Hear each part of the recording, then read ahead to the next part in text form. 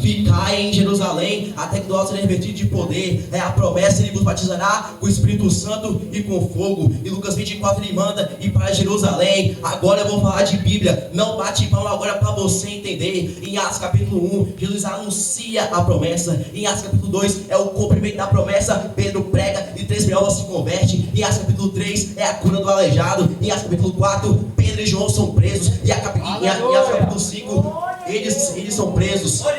Em Atos capítulo 5, o anjo os liberta. Em Atos capítulo 6, é a escolha dos 7 diáconos. Em Atos capítulo 7, Estevão, um dos diáconos escolhidos, é preso por pregar o evangelho de Cristo. Em Atos capítulo 8, Saulo, nós estamos pregação na igreja. Em Atos capítulo 9, Saulo é convertido. Em Atos capítulo 10, Cornélio é convertido. Em Atos capítulo 11, a igreja cresce em Antioquia.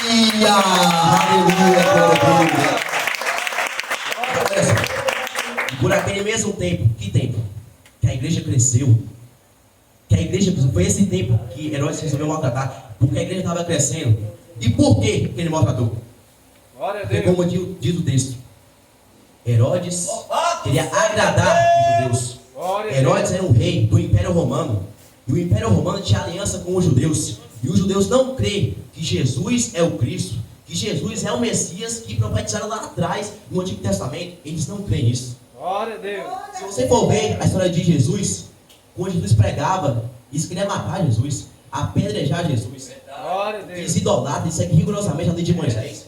Se você pregar para um judeu, ele vai sentar, ele é educado, ele vai te respeitar, você vai pregar, ele vai te ouvir. Depois que você pregar, ele vai levantar e vai embora. Mas se você perguntar para ele aí, você achou que da pregação, ele vai falar: não, cada um tem sua fé, eu respeito, mas eu preciso seguir a lei de Moisés. Mas mesmo assim, mesmo esse povo que tem no coração duro, é a nação eleita de Deus. Aleluia, glória a Deus.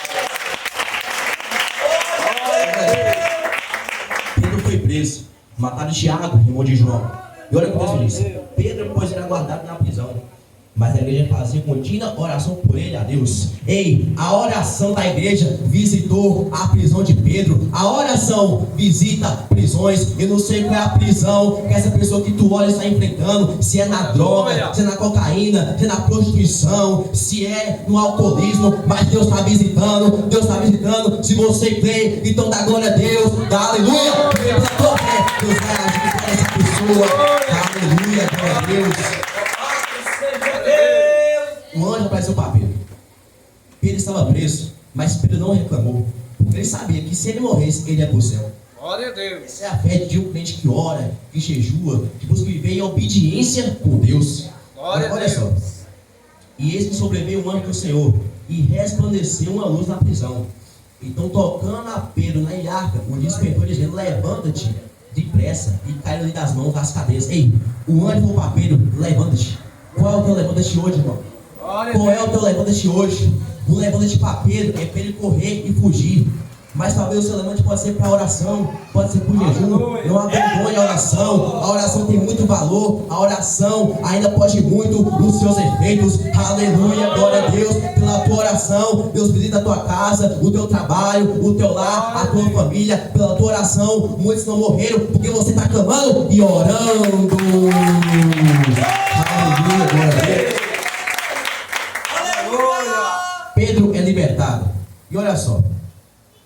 E considerando ele nisso, não basta agora para tu entender o texto. Foi a casa de Maria, mãe de João, que tinha por sobrenome Marcos, onde muitos estavam reunidos e oravam.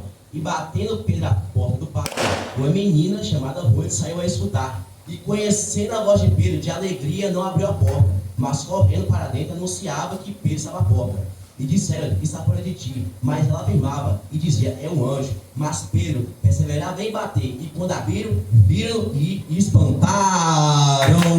Glória a Deus, glória a Deus.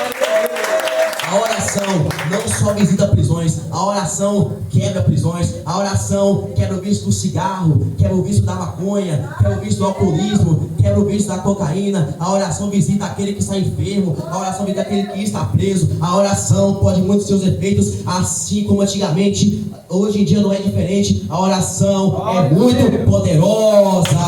Aleluia, glória a Deus. Irmãos, não desista da oração, porque a oração é o que nos mantém de pé. A oração é o incenso que chega até Deus. Glória a Deus. Quando você conheceu sua esposa, para você criar intimidade com ela, você teve que conversar com ela. A mesma coisa é com Deus. Para a gente ter intimidade com Deus, a gente tem que conversar com Deus. A oração